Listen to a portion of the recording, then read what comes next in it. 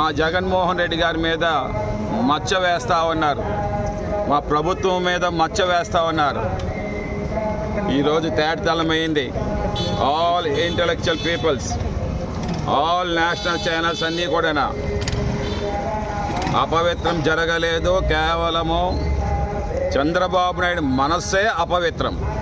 మహాత్మా గాంధీ, ఆ మహాత్మా గాంధీకి శిష్యులమైనటువంటి మేమందరం కూడా, ముఖ్యంగా మా వైఎస్ జగన్మోహన్ రెడ్డి గారి నేతృత్వంలో ఎప్పుడు కూడా ప్రజలని ఏదైతే దేవుళ్ళుగా భావించి ప్రజలే దేవుళ్ళు 2019 నుండి 2024 వరకు కూడా మానవ సేవే మాధవ సేవ అని అతి పవిత్రంగా భావించి, Hinduism teaches to respect all religions